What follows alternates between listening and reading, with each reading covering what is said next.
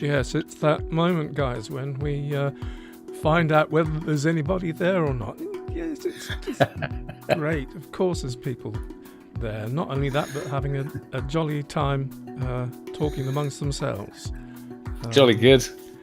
Greetings, everybody that's already here already. This is the countdown bit. Give people a bit of a moment to arrive, but well done for being on time, and I hope you don't mind waiting another 4 minutes and 24 seconds. Hello, Catherine. You seem to have been the first up there. We got 31 likes already.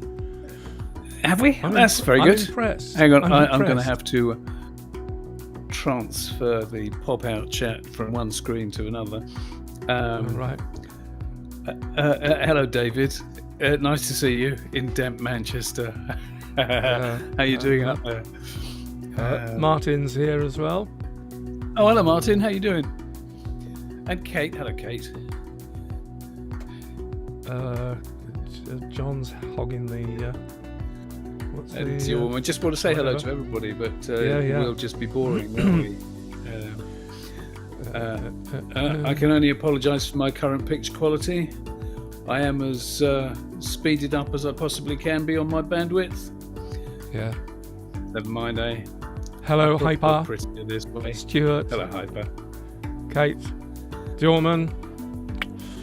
Green Dragon reprised. Very good.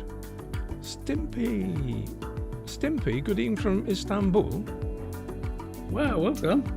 Yay. Really? Well, we're passing through Istanbul in a week's time. We will. Yeah, we'll be down your way. Hello, Alison. Nigel. Yes, this is the preamble. We've just decided that apparently the usual practice is for preambles to begin on time rather than 5 or 10 minutes before the appointed time, because otherwise they defeat their object of letting latecomers arrive before the show starts properly. I mean, we'll be sharing our news and stuff that's been going on in the past few weeks and what's to come in the next few weeks when we go live proper. Yes, I don't know. Indeed. Shall I ask you what the weather's doing down there right now, or wait until? No. What you mean a technically off-air question? It's actually raining. It was a beautiful sunny day, and now it's raining. Yeah. Anyway, good to see you all, folks. Hello, David. Hello, Niels. Simon, Brian. Good evening to you. Ancient Cornwall, whoever you are. I wonder if there's a name we know behind that moniker. Don't know. Reveal yourself. Man from Cornwall. Aries. Bob Yass from Canada. Hello, Chris. Golden One. Hello from Kentucky. That's great. I think I'm seeing quite a lot of unfamiliar names, which is always a good thing. Yes. Bitter from Germany, Graham from noisy London. Hello, Alison. Forest Dweller Researchers. Nikki just said they read all those books in their background. Yes, we do. And in fact, there's books up there, which, in fact, there's one in particular that my grandmother gave me in 1960 something, and I still use it to this day. That particular bookshelf is it's full of prehistory books, and old and new, and some inherited books from my father-in-law, now deceased, as well. Lovely. I've got more books in front of me, which I never show, actually. Yes, there's no such thing as too many books. Yeah. And then then there's the rest of the house. God, this is just my sharing. I got to say hello to Fernando in Peru. Where are you in Peru, Fernando? The trick would be to remember everything that we've read, though. That would be spectacular. Oh, I envy people with wonderful memories. Brain test.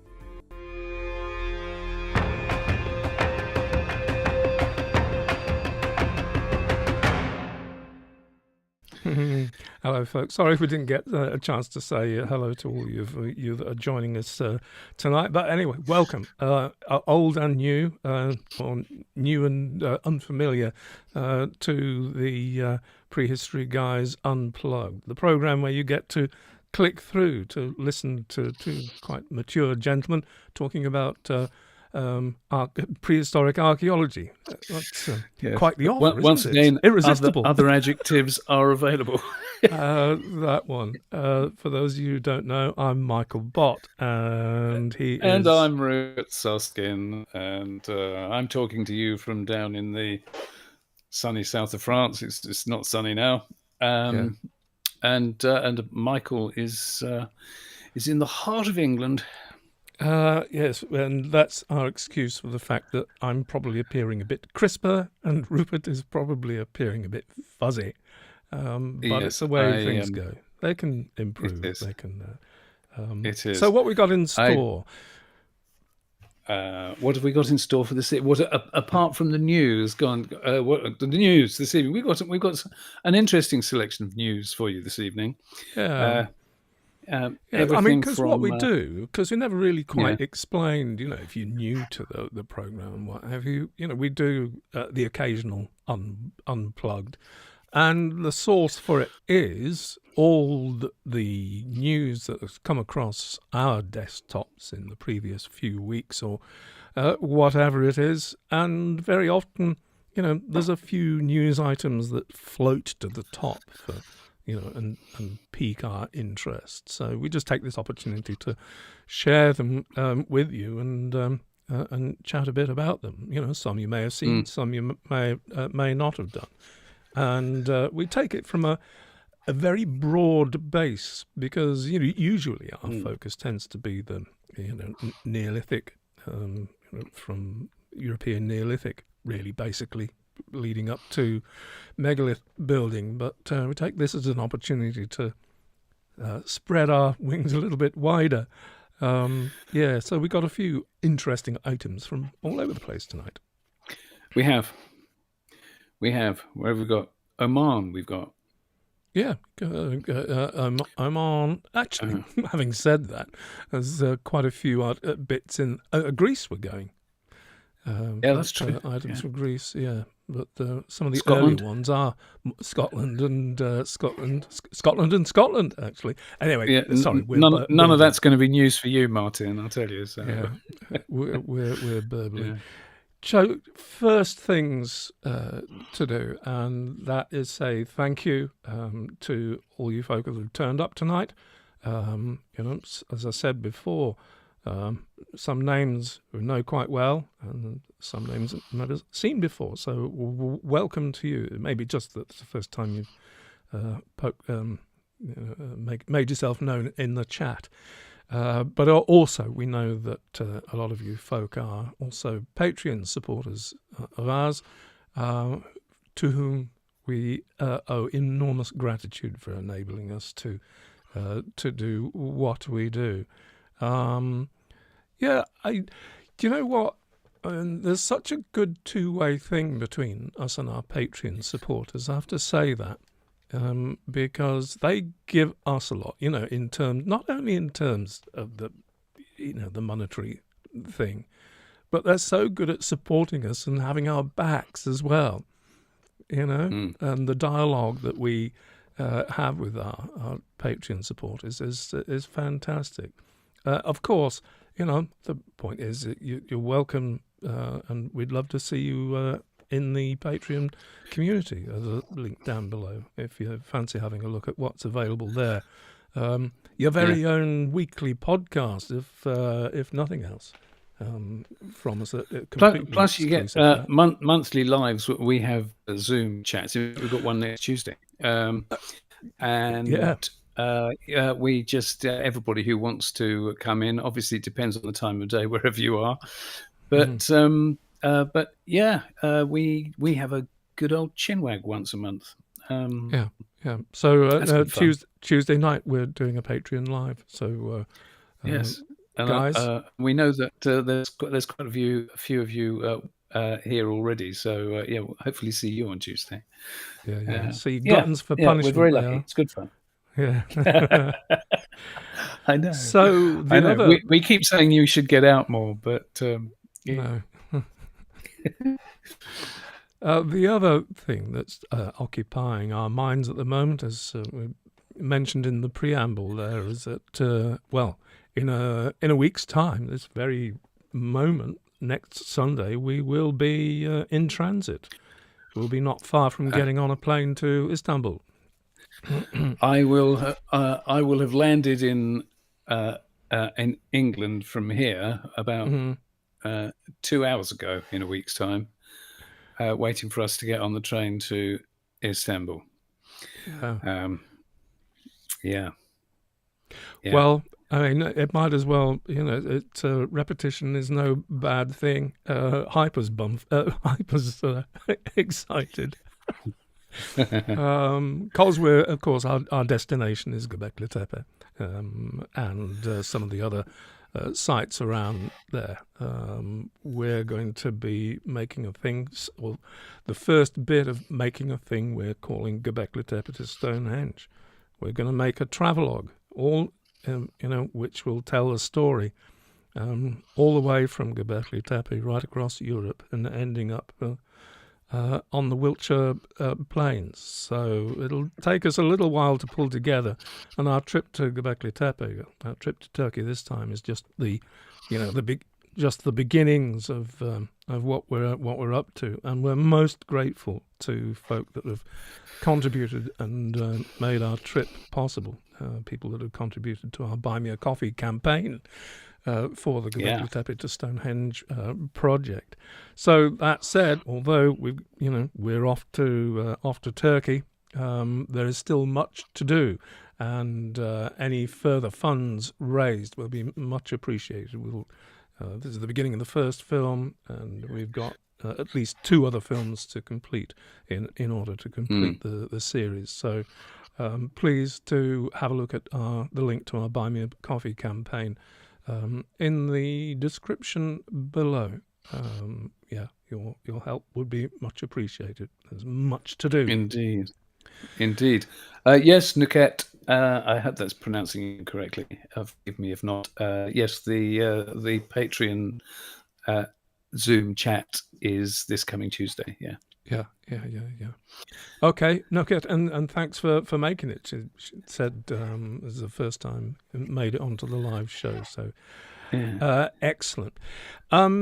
So yes, saying we're going to Göbekli Tepe is just half of the story. I mean, there's a lot of. We'll be meeting up, for example, with our friend and enthusiast, I should say. I mean, we're so lucky with Lee Clare, who's the coordinating archaeologist at Göbekli Tepe, and he'll be joining us for 4 days at Göbekli Tepe. So the conversations that we're going to be having while we're there are off the scale in terms of authority and recent discoveries.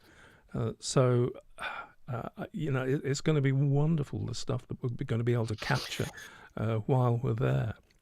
We're also, of course, going to Karahan Tepe, Şeybuç. We're also going to Çakmak Tepe, because I think these are the important places that help tell the story. And of course, to finish off this trip, we will also be visiting Çatalhöyük. We'll be reporting back. We'll do our best. Won't always be possible, but it's a once-in-a-lifetime opportunity, so it would be remiss of us to be, not keeping contact while we're there. So watch this space. There are various aspects about the trip, actually, that we're really quite excited about, and having Lee on board. Which it all started off from when we interviewed him. We contacted him and said, "Would you do an interview?" Because if anybody could give us the absolute up-to-date information, excavations and their it's him. And I'll and he put the said link up yes. in the corner I'll put the link to that interview up in the corner for the recording. Yeah, Obviously, I can't do it now. And he was just such a lovely guest, and so we stayed in touch afterwards, and and things just developed, and so he's going to, as Mike said a few minutes ago, so he's going to spend a few days with us. He's actually coming down to join us, just to be able to spend the time with us. I mean, he's weaving some work in there to make it professionally sensible. But the thing is that because he's very supportive of what we're doing, we got access to the site in a way that people just don't normally get. And if all goes well, we're actually going to be able to do some recording down there at night amongst the stones, in the way that they would have been, or the way they would have appeared, in the dark, when there was a roof on it. When there was a roof on. Okay, yeah. Yeah. So the thought of being down there in just kind of dim light and what have you, I'm so excited about that. Fingers crossed. Fingers crossed. Yeah. You're very welcome, Claudius. Good to see you. Thanks.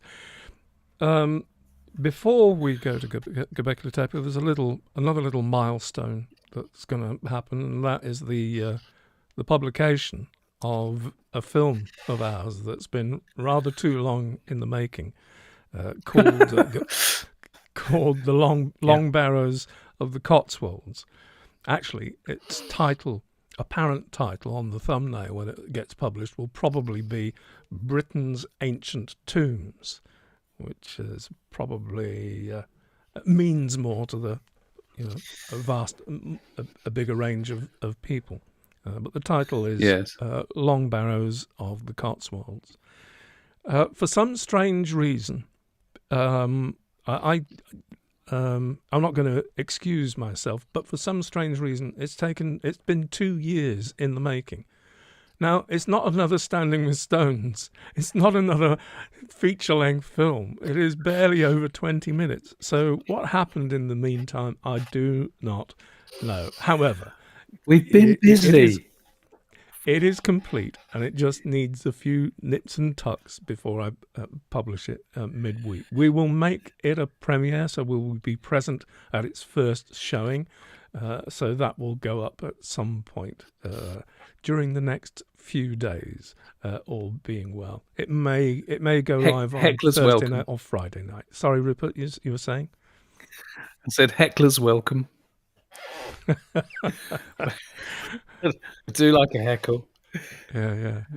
So yes, Long Barrows of the Cotswolds is a film of ours, and I don't think I don't know, but my suspicion is that we probably won't make a film in this way ever again. I don't know. I think that's probably true. I mean, there'd have to be a damn good reason to. So yeah, probably not. But hey, never say never.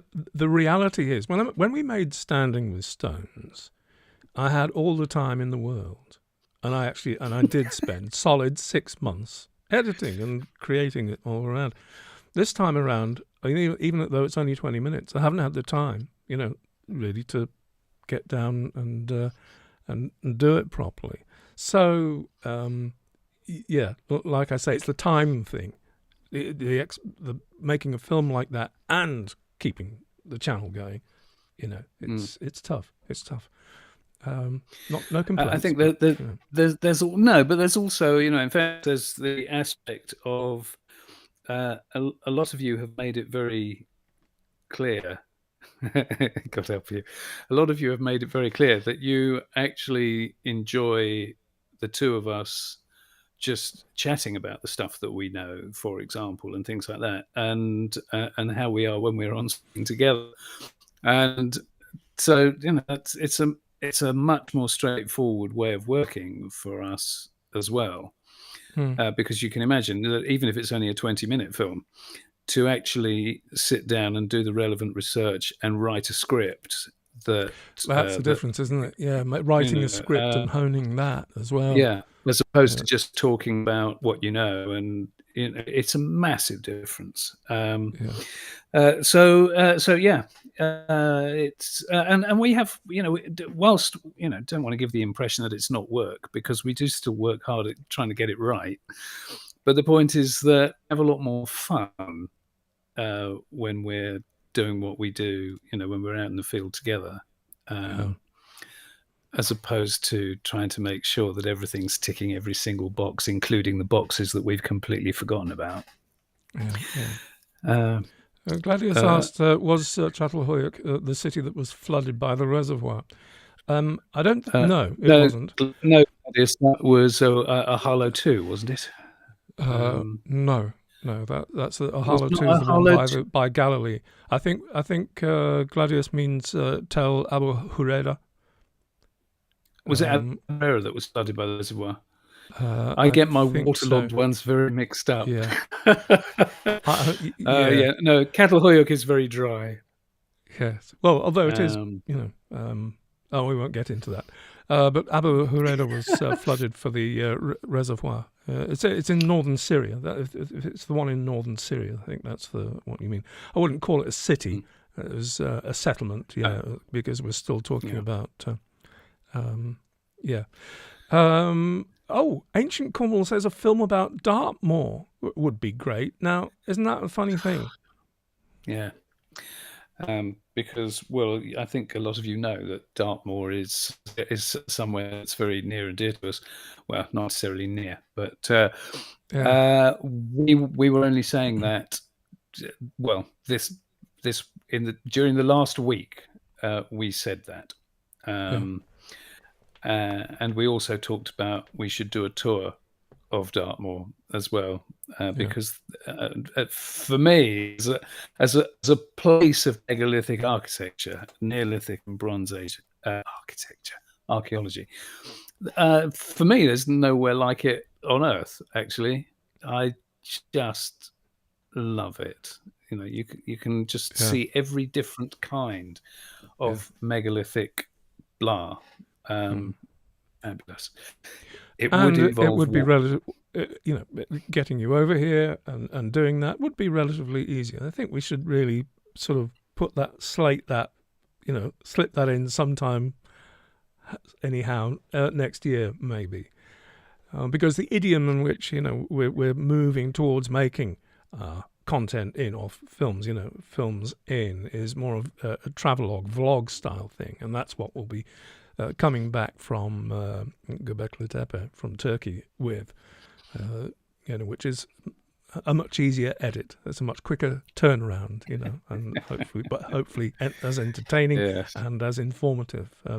Abi Sue, yes, Hetty Pegler's does make it into Long Barrows of the Cotswolds. The Laurel and Hardy of prehistory. Yeah. We'll take that.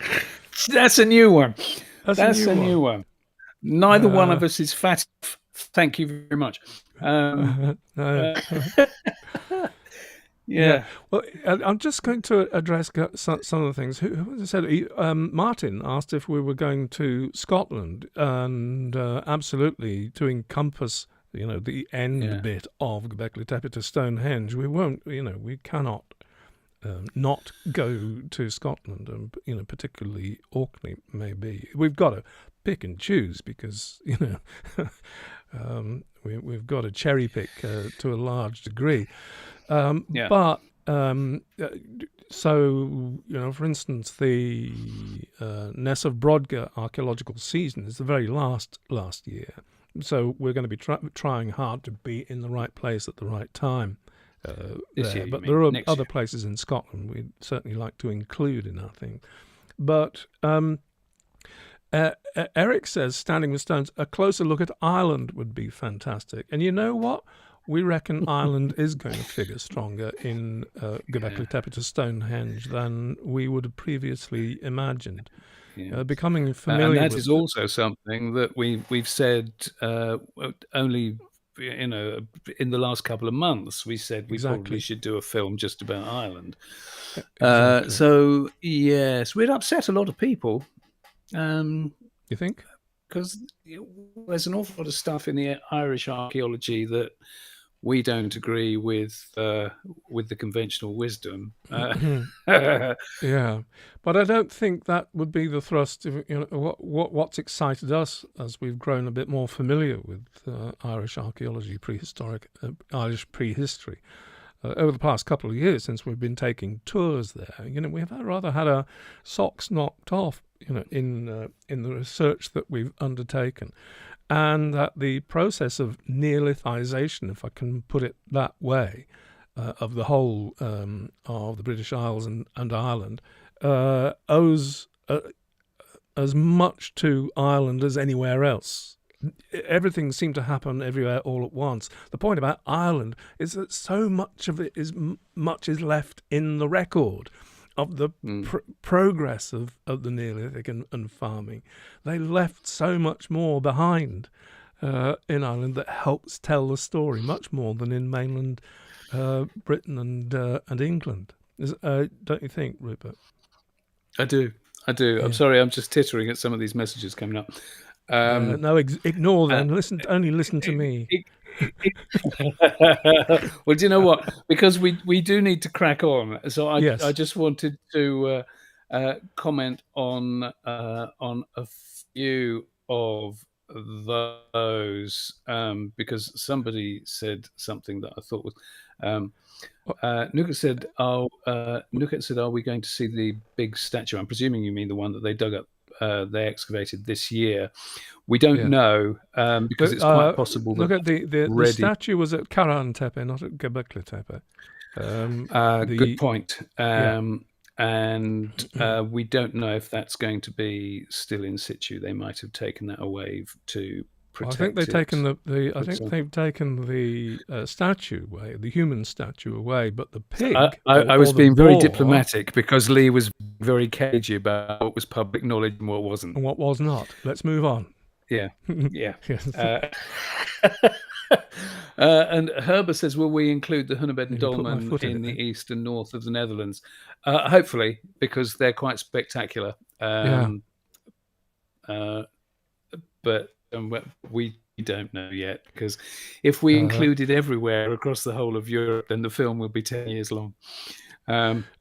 And Kate said, come to the nest in July, she'll be digging again. We know you will. We'll see you if we get there. We'll try. Forest Dweller Research, Irish prehistory is pretty recent. Depends which bit of prehistory you're talking about. The Neolithic, no, it's not recent. If you're talking about the whole of prehistory, back through the Mesolithic, then maybe it was occupied a bit later, being at the furthest extremes, when we were all still joined to Europe. But Irish prehistory, as far as a narrative is concerned, is, as far as the Neolithic is concerned, it's at least as old as in England and Scotland, if not considerably older.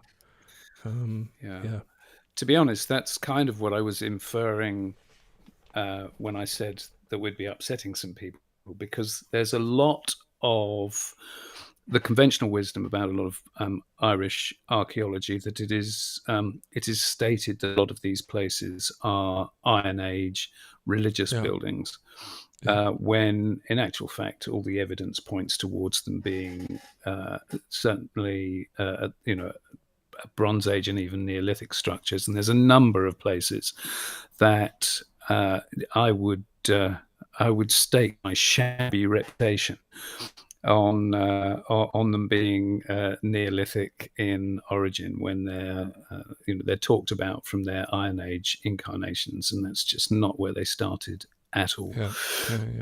So it's fascinating history, and if you can unpick the reality from what is essentially old narrative, because it's amazing how often things In fact, Göbekli Tepe is a really good example, because if you read stuff online and you don't actually look for news, then you will still find so much out of date information that, for example, people still believe that it was deliberately buried at the end of its life, that that the people buried it to conceal it for whatever mystical reason, and not true at all.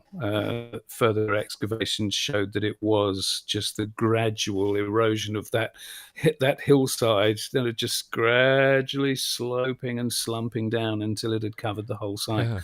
And not Still, only people that, believe it was taking a deliberately lot of buried. the domestic detritus into Yeah, the central area, so yeah, hence arose this idea of they had a great party. Hence, that's why all the rubbish is in there. yeah, To finish, no, it just slipped down the yeah. hillside from the places where people had been living for Um, however many 100 years. Yeah. yeah. Yeah. I think we Hey, should begin to tackle some of the news items that have come across. yeah, we probably should, because otherwise we'll just sit here and chat. Yeah. Okay. In So fact, in fact, we should probably do prehistory guys. Just answer your comments and see whether people enjoy it. But maybe next time. yeah, indeed. Okay, I'm going to share the screen I've got over there. So Okay. let's have a look. What comes up Oh, first? there we are. 5,000. Kate, are you paying attention? Yes, Kate, you probably help us on this one. 5,000-year-old tomb hugging skeletons in Scotland is Neolithic feat of engineering. Interesting.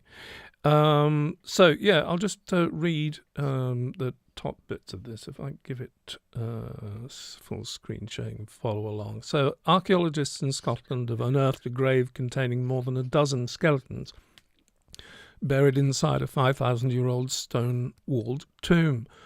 The burial chamber's exact location had long been a mystery, even though the first written documentation of the grave occurred in the 19th century. An 1896 newspaper article dubbed the hidden tomb a chamber cairn when a farmer's son discovered it while exploring the family's homestead in the Orkney Islands, an archipelago off Scotland's northeast coast, according to The Guardian. In 2020, Hugo Anderson Wymark. All hail. All hail. I hope that name means something to a few people.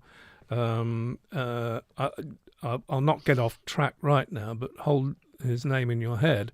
A senior curator of early prehistory at National Museums Scotland was doing archival research when he came across a newspaper clipping published more than a century earlier. Bit of a detective story, Anderson Wymark told Live Science. By chance, there was other paperwork in the archive, including a tiny sketch outlining the farmer's location.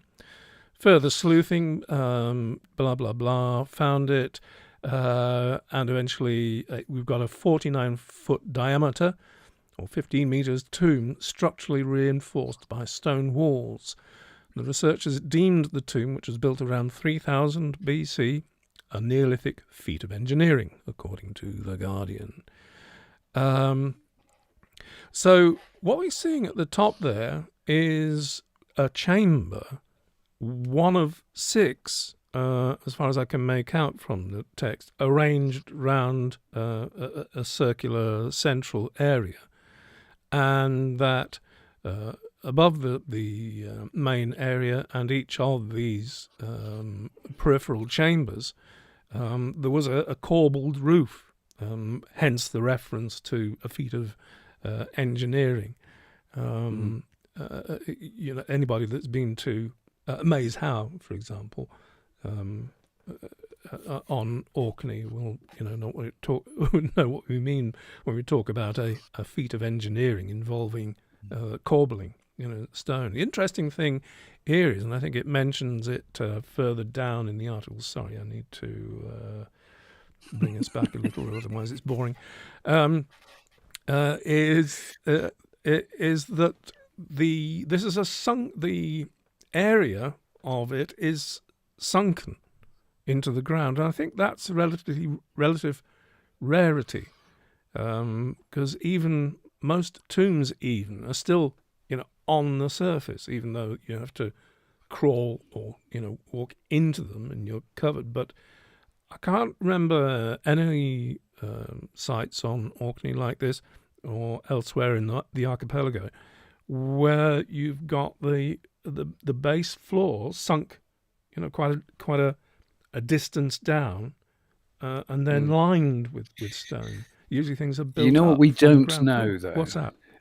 I'm just being my natural picky self, and that's that there's been such a lot of erosion on the Orkney Islands over the last however many thousand years, that if a site, and I'm trying to think of what's the Tomb of the Beagles? What's it called? The Tomb of the Beagles. Don't do that to me. That's cruel. Sorry, Kate, Tomb of the Beagles. but just as an example, that if you dug into the ground and so you sank your stone tomb into the ground, and built the corbelled roof over the top of it, but then over however many thousand years afterwards, the external Queen. Well done. Yeah. Well done. No, not well done me. That's Kate. Oh, is it Kate? Of course. Thank you, Kate. Yeah. Thank you, Kate. We should patch you in, and you just join the show. But can I say also a welcome to Kathy from Newcastle, Washington State, who's one of Anthony Murphy's to us. Oh, lovely! Welcome, Kathy. Thanks for joining us. Yeah. You're very welcome. Thank you.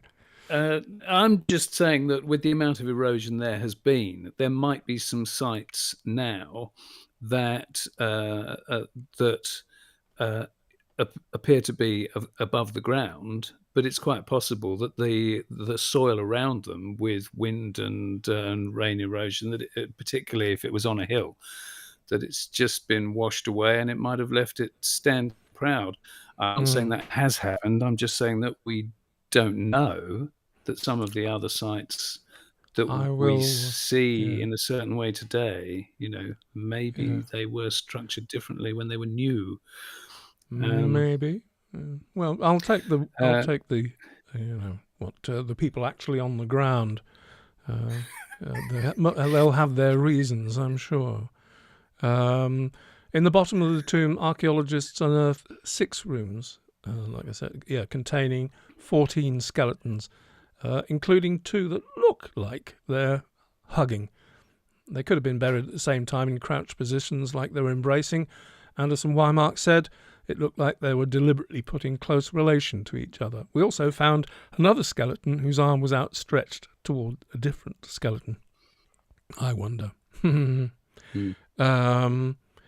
got DNA analysis to do, but the top line of this, is another another day in the office on Orkney, really, isn't it? It's true. It is true, and it's also, it has to be said, it is another watch this space, because once again, it's a phenomenal find, and the work isn't finished. So we will update you in due course when the report is published. Anyway, everybody pay attention to Kate, because Kate's done a lot of work on Orkney, and has been part of the Nessa Broad dig for quite a time, and knows some We're stuff. saying Kate. We're saying Kate. KW Green in the chat. If you didn't know. Kate says Queen and Widderford are built into the side of hills above a settlement. Okay. Indeed. And Maze Howe was built on a platform of clay, and rather than a bank, did have a wall. Yeah. Okay. Cool. Yes, and a massive ditch. I mean, it's just the most. Look at DNA analysis. Yes, it says that is yet to come. and they're looking. They are. It will be done. It is being done. Hugo Anderson Weimark, if nobody knows, he does a heck of a lot of photogrammetry work, and other stuff beside. He's an authority on Scottish stone balls. But what I was going to say, pay a visit. Do a search for Sketchfab, SKETCH. Well done.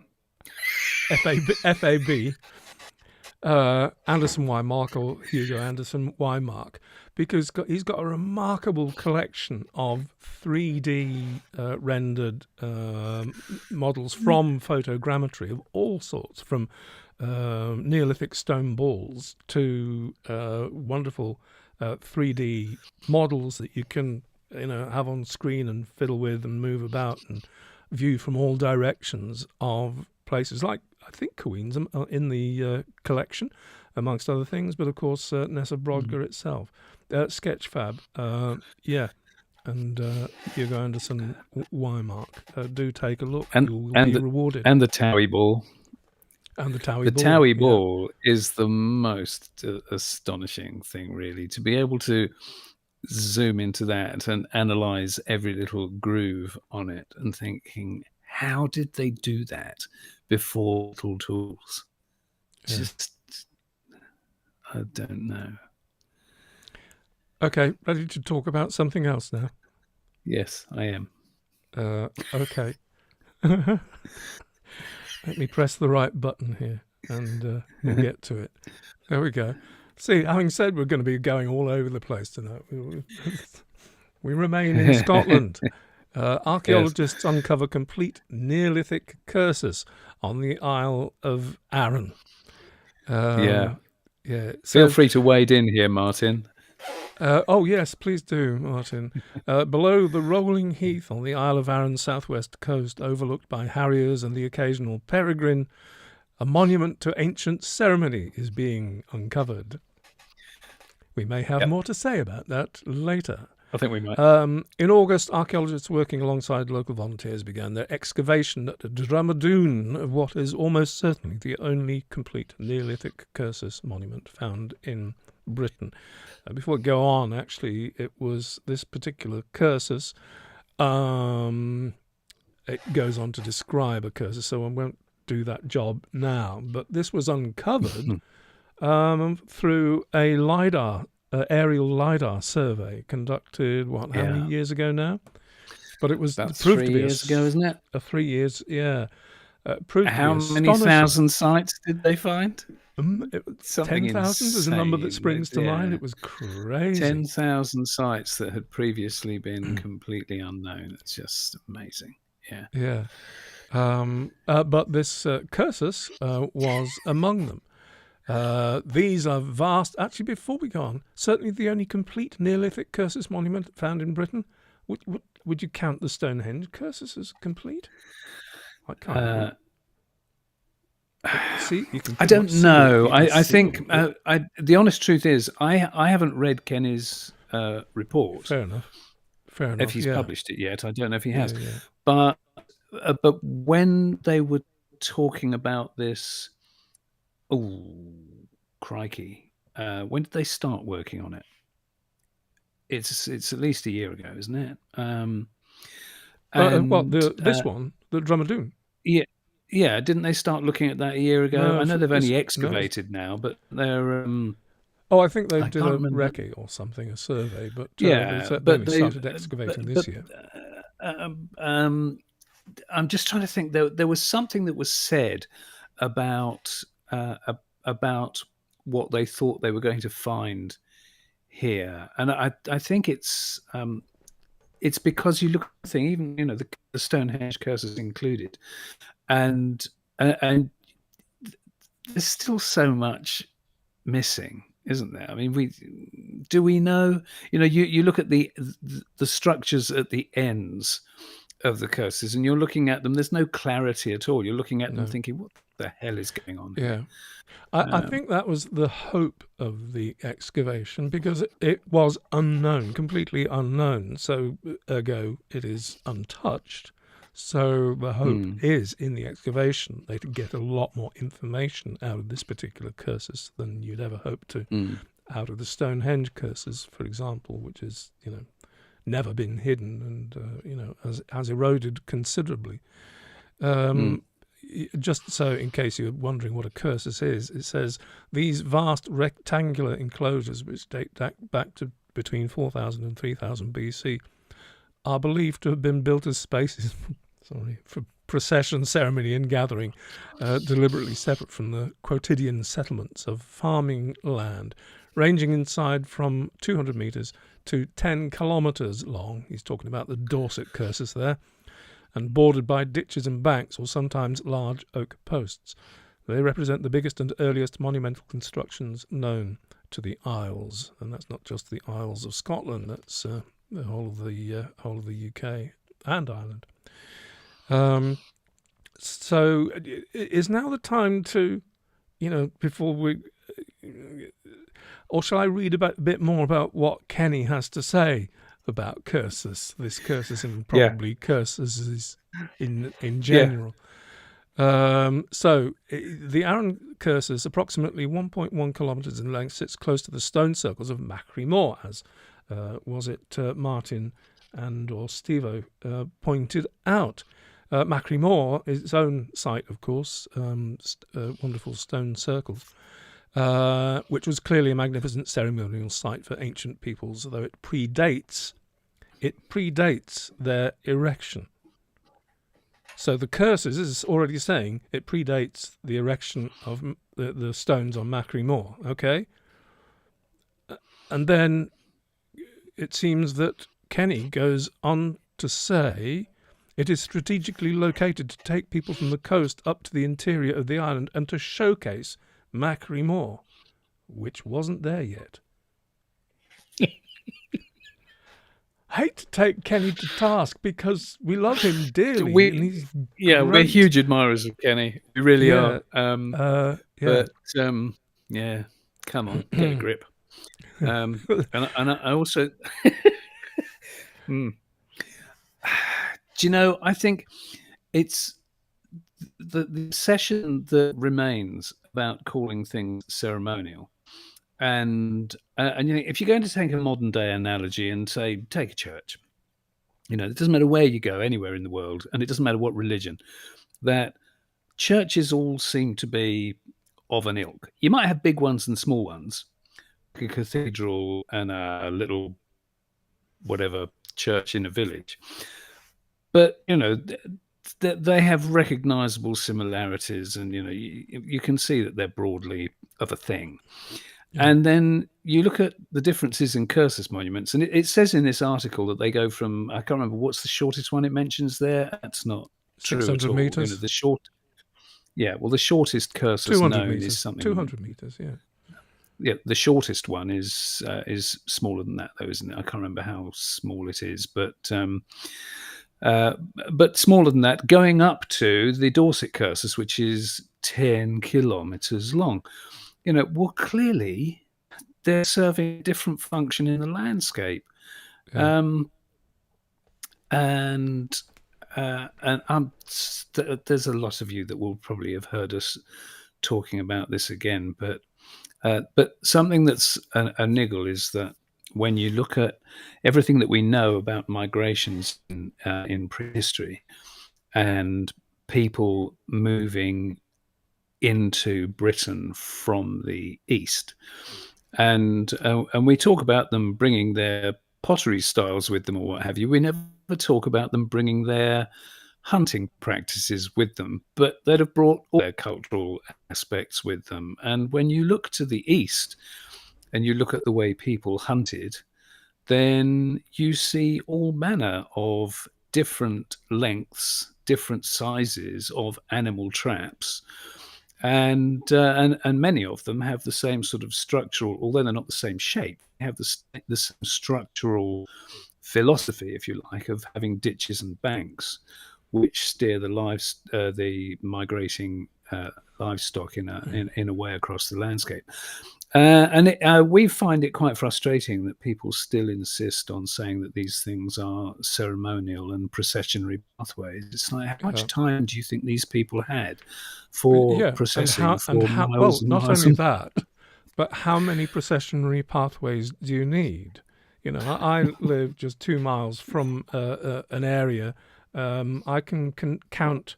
I think there are about 5 curses, you know, within the space of 5 miles of each other, and there aren't that many churches in, you know, that area I'm talking about.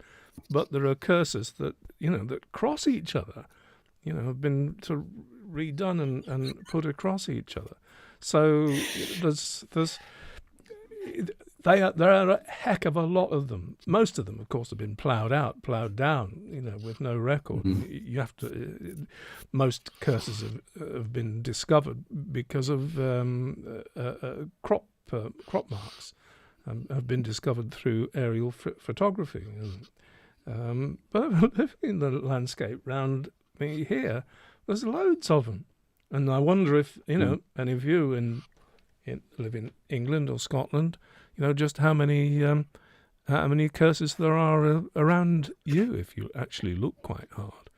So this is something fundamental to, you know, what was going on and people's existence. So we're far more inclined to suggest that it at least, you know, has something to do with animal husbandry or hunting.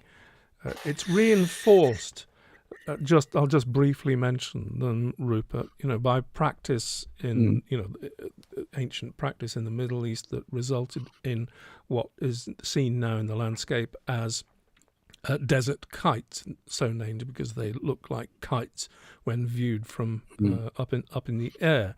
But they're just ways of funneling, herding groups of ungulates into a narrow space where they can be hunted. And I'm pretty convinced, you know, that a lot of the growth around the time of the Tashtepla sites, the Tepe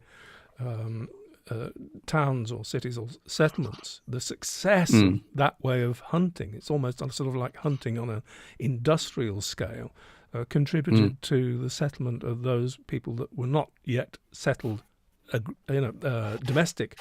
They hadn't domesticated animals or grains yet, but the success of this kind of hunting probably enabled the success of hunter-gatherers or hunter-whatevers into large permanent settlements in the way that they did. Yeah.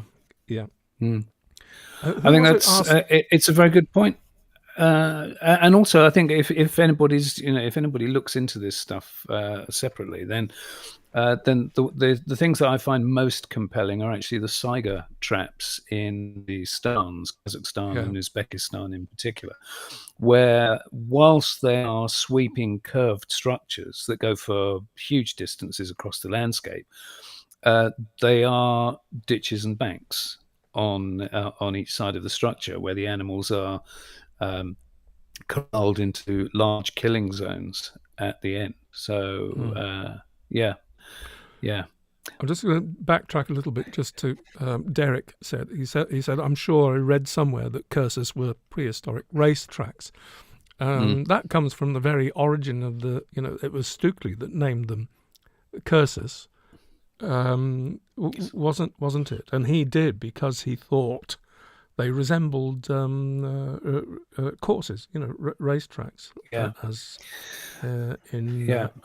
Do you know, I think that and this is probably just as good a time to. I know that we talked about this in the film that we did about the Royal White Stones, I think. But the thing about William Stukely, because it's very easy for us today with our modern scientific knowledge and everything else, that, you know, we can laugh about ideas that people had in the past. But you have to bear in mind that when people like William Stukely were researching and writing, that the church was the seat of all wisdom. and as far as faith was concerned, the Earth was only, however many thousand years old. Was it 5,000 years old, something like that? And all they knew was that, well, the Druids had been there before, and the Romans came and got rid of the Druids. So there can't have been anybody before the Druids. So you had this really narrow period of time on which people like William Stukeley had to base any understanding. And so their understanding was that you see a structure like a cursus, and what's Stukeley going to think? Well, it can only have been, the Druids didn't do that, so it must have been the Romans. Yeah, because they only had the it's not Romans wholly to go on. stupid. Yeah. No, absolutely not. Yeah. Niels wonders why they used a double set of banks and ditches on both sides of the cursus. Wouldn't a single line suffice to guide and corral animals? I do regard. Well, we do regard them as sort of, needed to be contained. So, and once you've once you've built a mound, you've left a ditch. So the two go hand in hand, and I can only presume they knew what they were doing as far as that is concerned. What I think helps is imagine a time before the ownership of land. Imagine a time before, farmers owned land and there was competition for the land. But you still needed to contain animals in such a way that was available to you, either, to be shot with bow and arrow, basically, and to contain them. So you need a space where the animals aren't so far away that you can't shoot them, but they still need to be contained and moved about. Then the cursus begins to make sense. When you've not got boundaries in the same way that you have today, and where land space is at a premium. Then the placing of a cursus could be arbitrary. That's being said, they're often close to water or even cross water. So I say that's another win. If you've got animals that you want animals to stay in there, having water available to them it would be quite a sensible move. There's also the aspect of if you're forcing wild animals, so imagine a herd of red deer, for example, if it was in Britain, if you're forcing a herd of red deer, you want to get them into your enclosure, then to chase them across the landscape, and then you get to a cursus, which is basically, so you've got a ditch. Well, the animals are going to avoid the ditch unless they can jump across it, but on the other side of it is a bank, and every now and again there's a gap in the bank. So the animals think that they're going to escape if they go through the gap, and now they're stuck inside. So it's a very effective hunting trap, and you can look at far more recent ungulate traps in the States and in Canada, particularly in Canada, as I understand, where, in fact, I have an aerial photograph that I'm still trying to find out exactly whereabouts in Canada it is, which basically it's known that it is an ungulate trap that fell out of use a century or so ago. And you look at it and you say, well, that's a cursus. So you can't argue with the functionality of it, that's for sure. Big thanks to Thundercats. Thank you so much. Oh, thank you. Thank you, Thundercats. That's very kind and much appreciated. Says they got into megalithics due to COVID. Visited Jersey, Guernsey, Cornwall, the Isles of Scilly this summer, and really enjoying the channel. Thanks Fantastic. for the contribution, Thundercats. Are really much appreciated.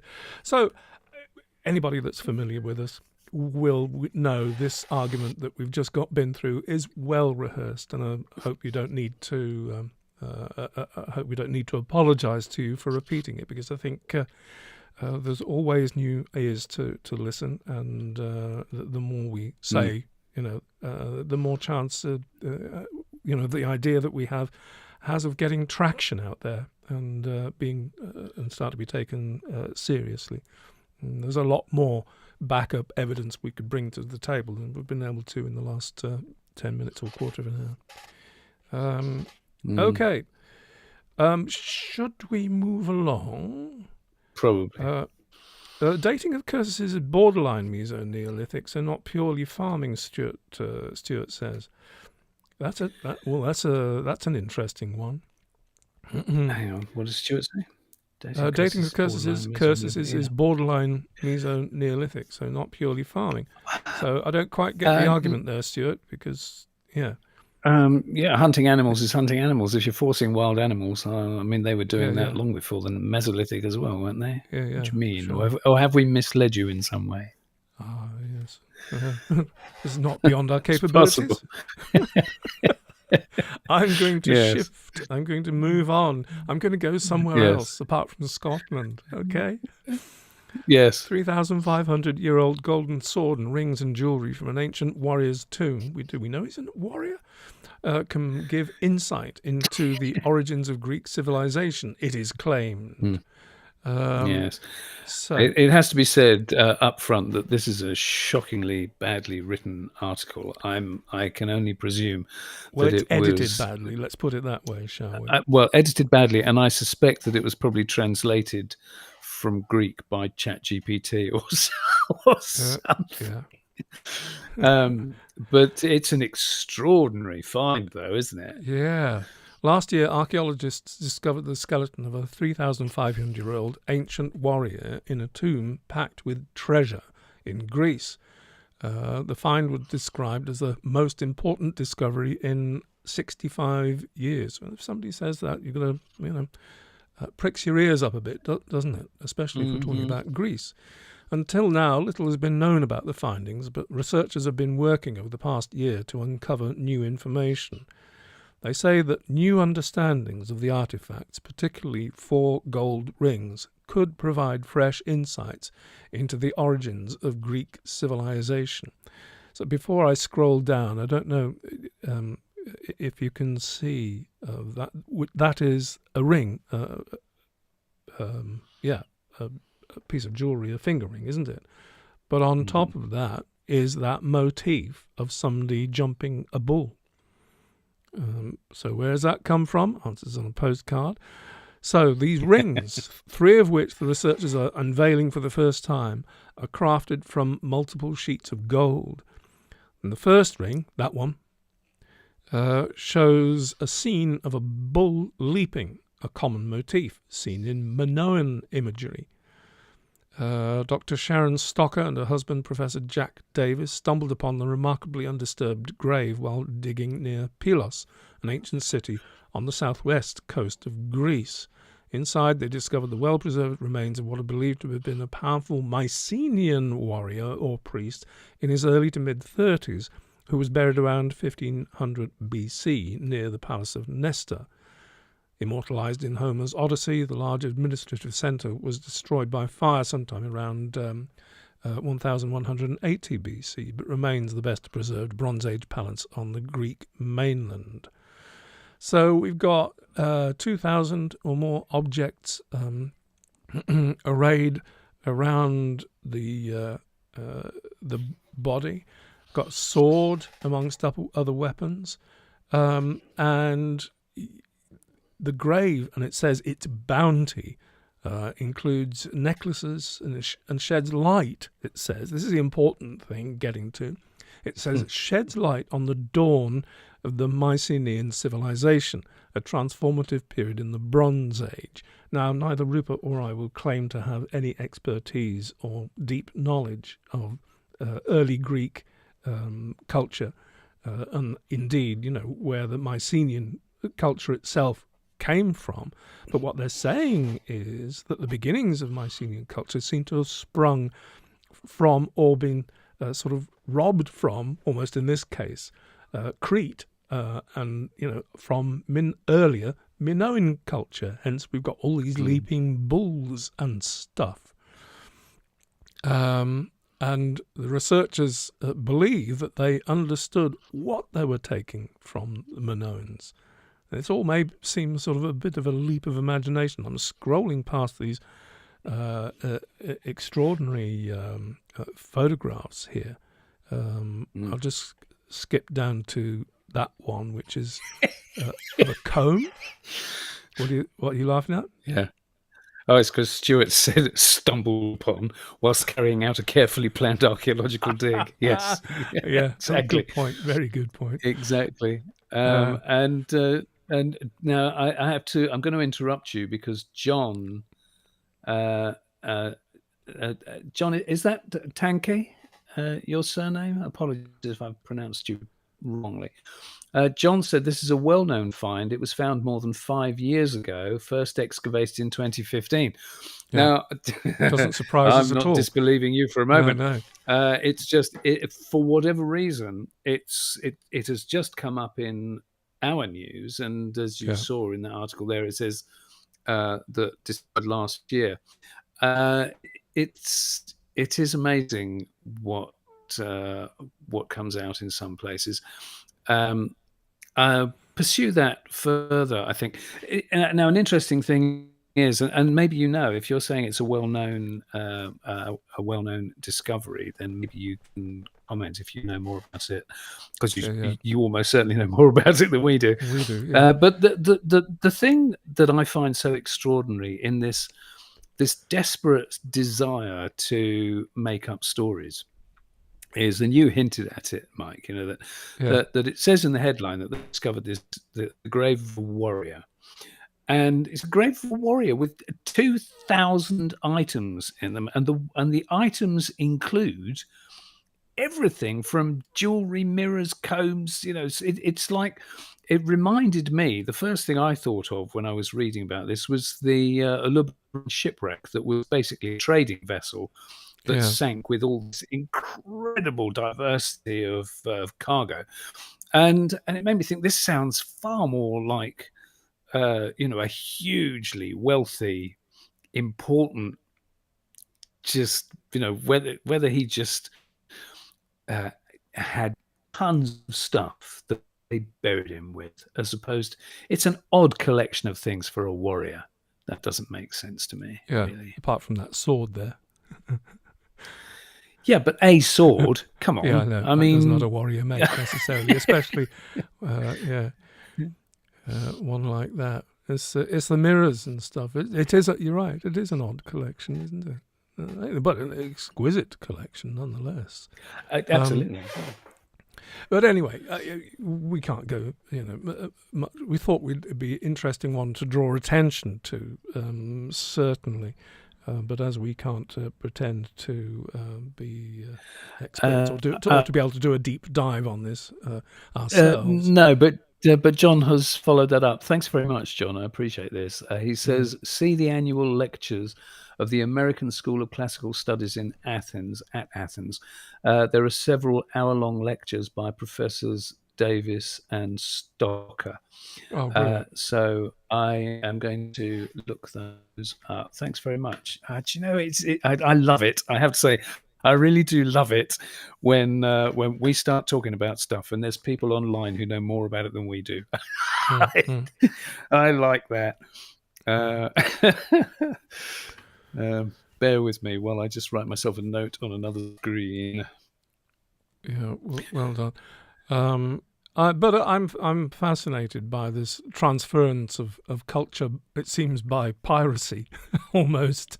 That is the implication, and a profound transference of ideas and culture as well at this particular time.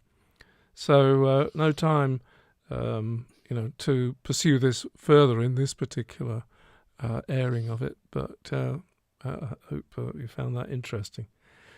And we'd love to know more about people bull leaping. And who was it said still goes on in Athens, Texas? Who said that? Oh, right. I mean, because, the rodeo, for crying out loud. Gary Witt. There he is. Bull jumping, still popular in Athens, Texas, Henderson County. Excellent point. Yeah. Oh, shall I whiz us Uh, back to home turf? yeah, go on. Let's Very leave home turf. Yeah. let's leave this and bring us back home to research suggests Stonehenge altar stone is not from Wales. Okay. This is the thing. It's gauging how familiar folk out there are, with the nuances and who says what about, what stones came from Wales and the Presellis and which didn't, and what amongst the other stones at Stonehenge, which one the altar stone is, and why is it a surprise? Why is it a headline that research suggests Stonehenge altar stone is not from Wales? Do we need to couch it, before we launch into it? Do we? I think we probably do for some people. I mean, we can't presume that everybody knows the nuances of Stonehenge. There's been so much debate because, I mean, in a nutshell, it's known that the blue stones originally came from the Presellis in Wales. The blue stones are the earliest stones at Stonehenge. Yes, they predate the earliest and the small ones. They're not the huge sarsens that are impressive. And there was a big hoo-ha a couple of years ago when Mike Parker Pearson published a whole load of stuff and made a television documentary about how that the blue stones were actually an entire stone circle that had been taken wholesale from Wales to Stonehenge, which was nonsense from the get-go. And then there was further work done because there had been theories that certain stones were taken across water. They were taken around the coast and then brought up by barges or whatever up the River Avon.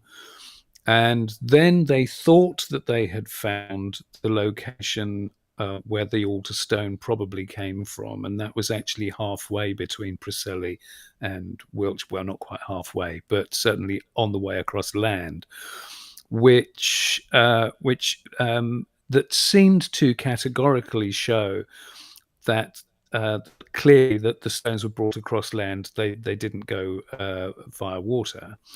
But then Robert Ixer, who is one of Britain's most respected petrologists, has done a new set of research and said that no, the altar stone didn't come from Wales at all.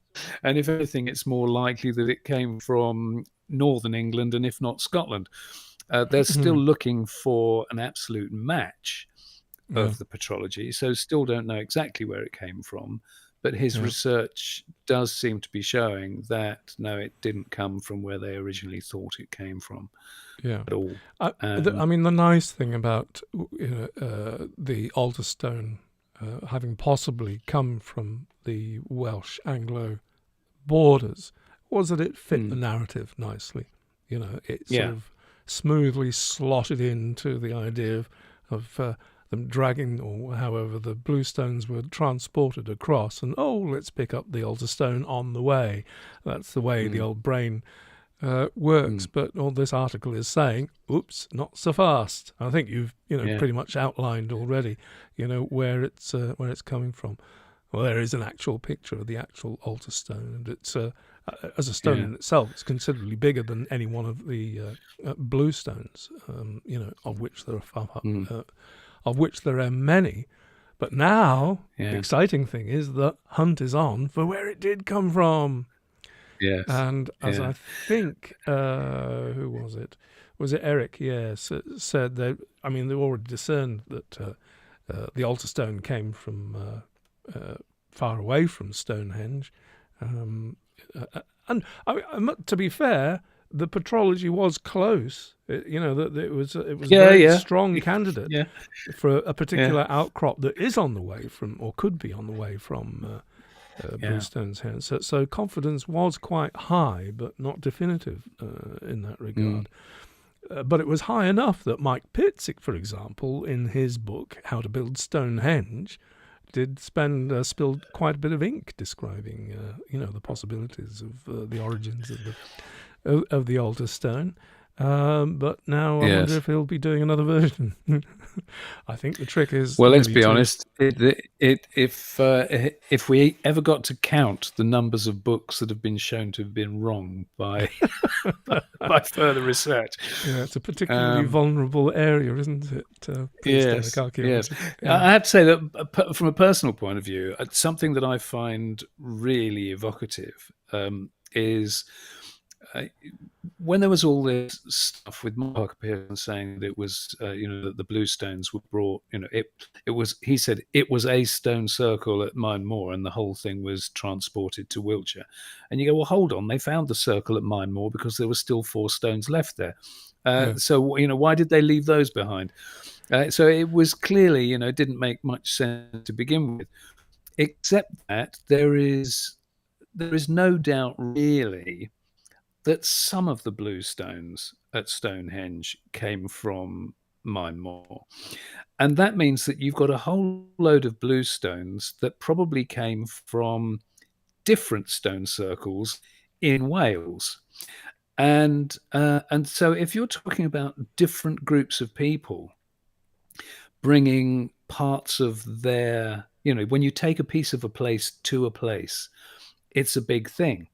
And it happened a lot in prehistory, and we still do it today. We bring souvenirs home from our holidays, and we pick up a pebble off the beach and we take it home. There is a thing. It's ingrained within us that we like to take a piece of a place, and so to have these stones.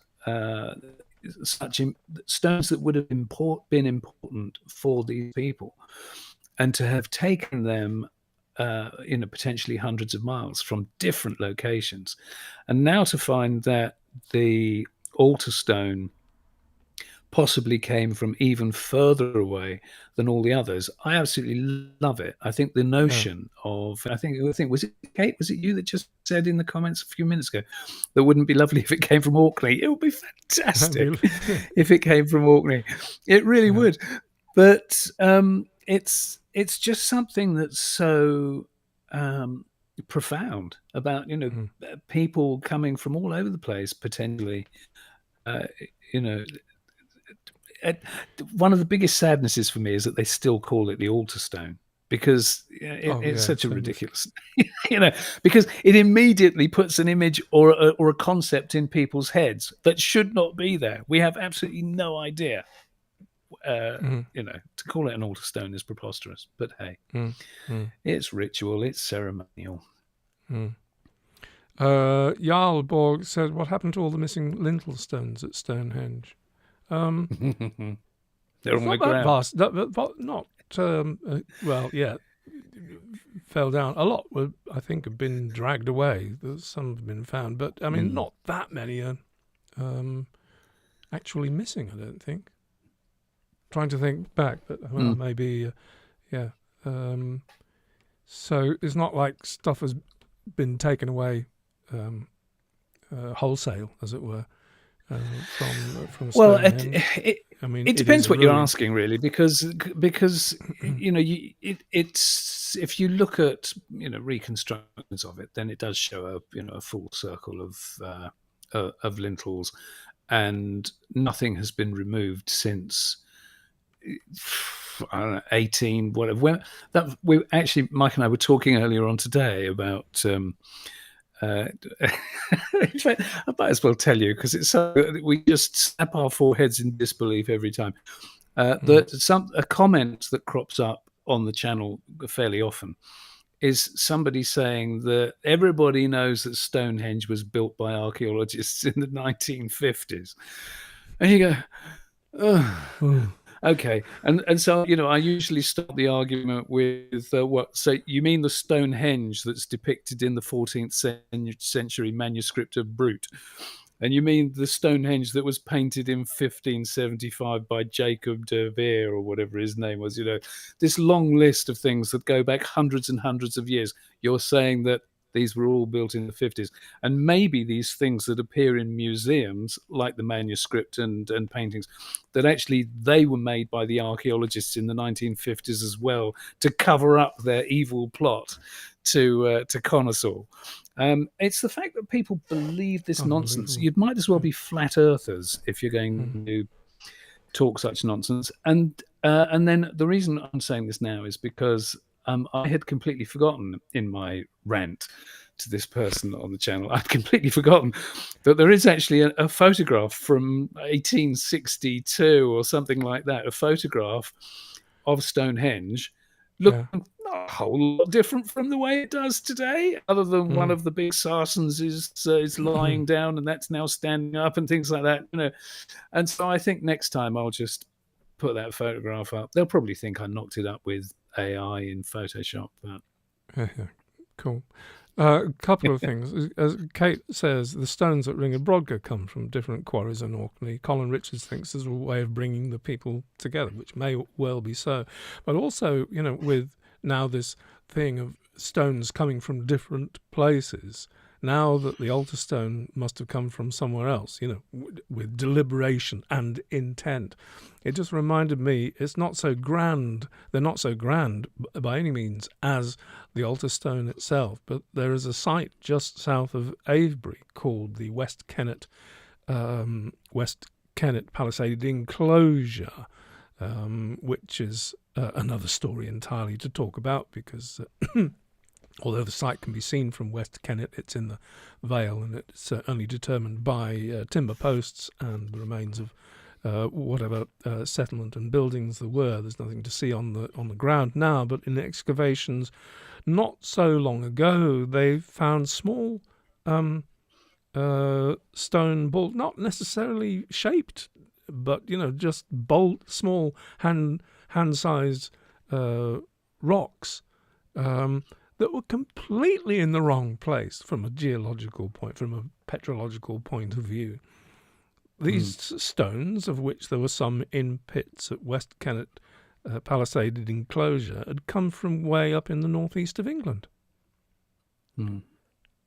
So, yeah, I find that thing. To be honest, I'd forgotten about that until you mentioned it earlier, because we actually commented on it when we did a piece about it, that there's something even more. We called it alien stones at Avebury. That's the one. And we contacted Robert Ixer about it at the time, because the lovely thing about when there are small stones involved, and obviously making this up because you just don't know, but the thing is that if you're a family who are relocating, or you're a village that's relocating, you know, and even the children can pick up a stone and put it in their pocket, you know, that they're taking their home to their new home, that kind of thing.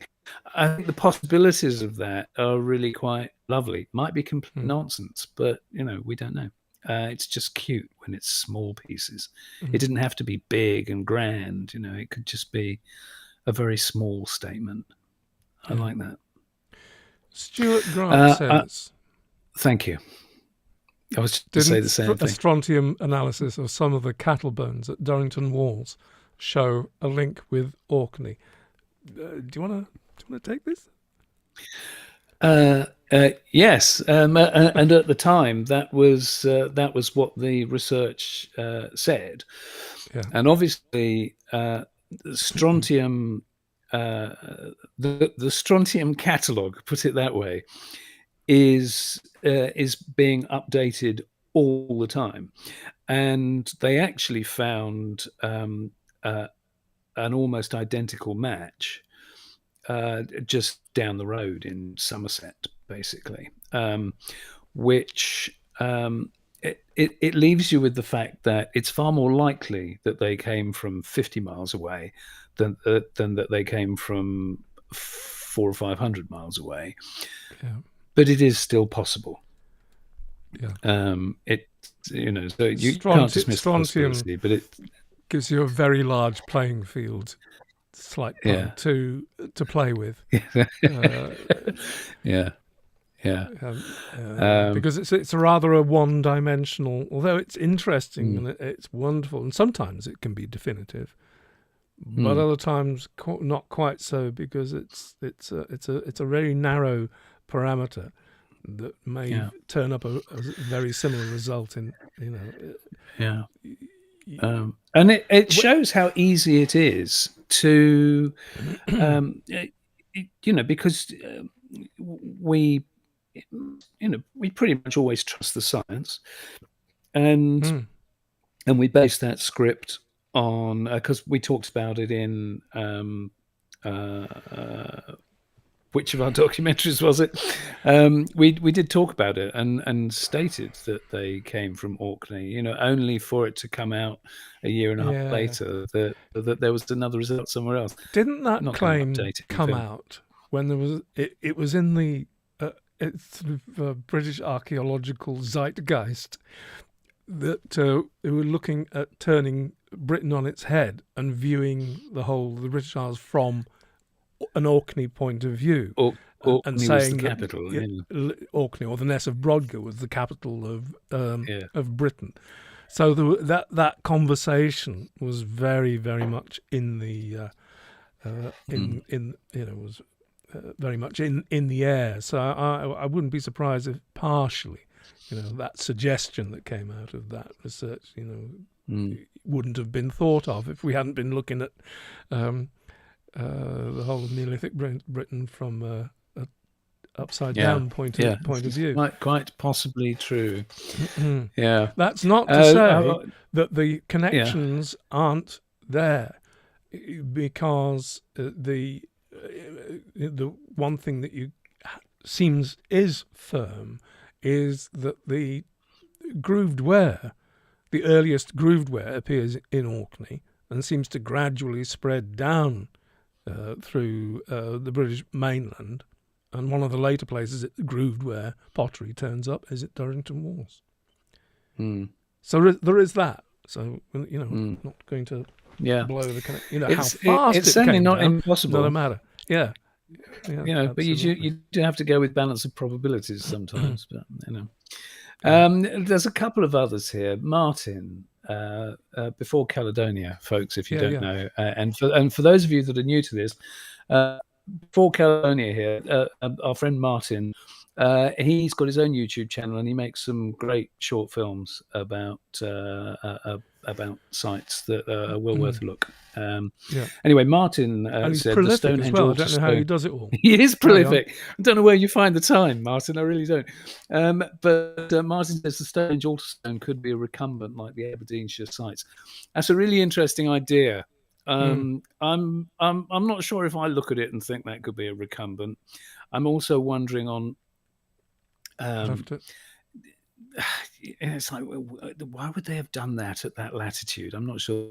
You might be right. It's not a silly idea. But then, would you be suggesting it if they hadn't called it an altar stone?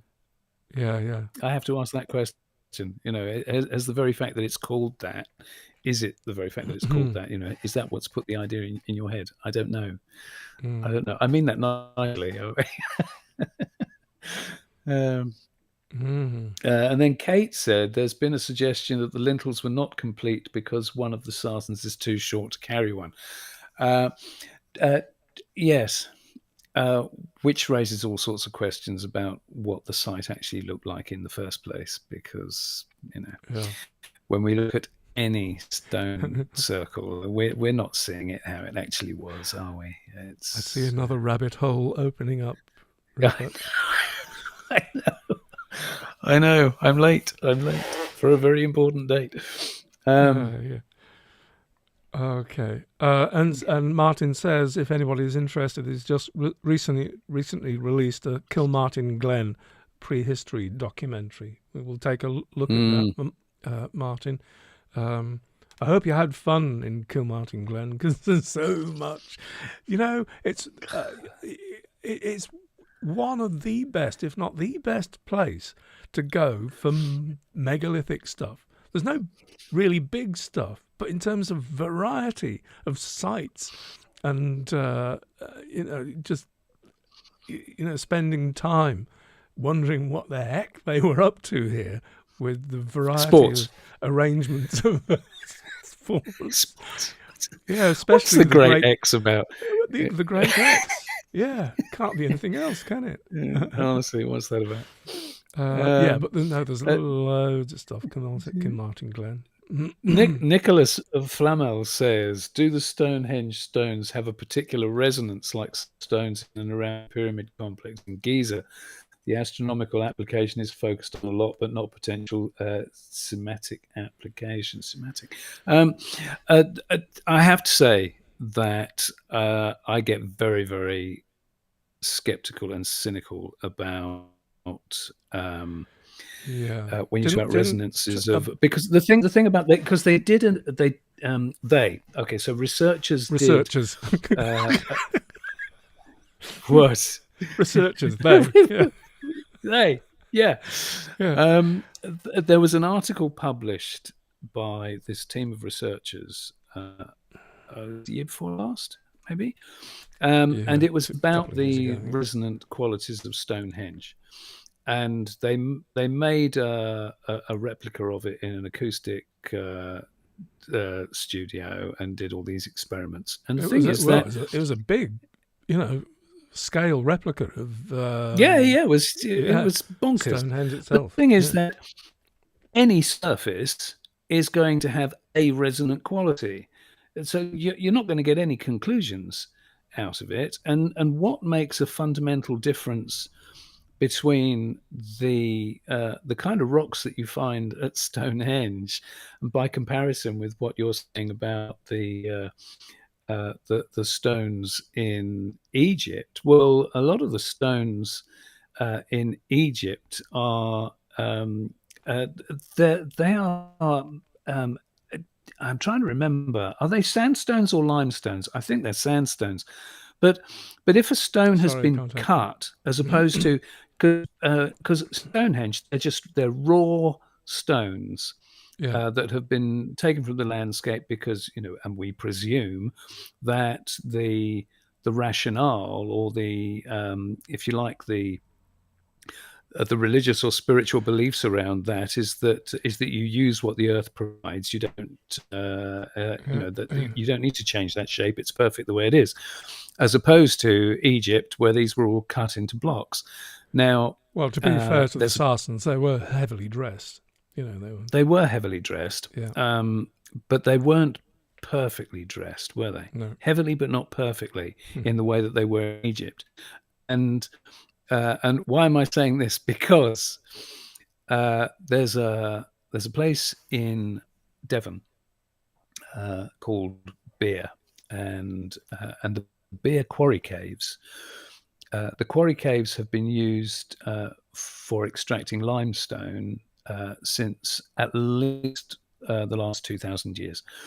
And the quality of limestone that comes from the Beer Quarry Caves is just sublime, to the extent that it's been used for Westminster Abbey is built from limestone from the Beer Quarry Caves, for example, and it's just absolutely pure. Now, if you go back only a few hundred years, the quarry caves were owned by the church.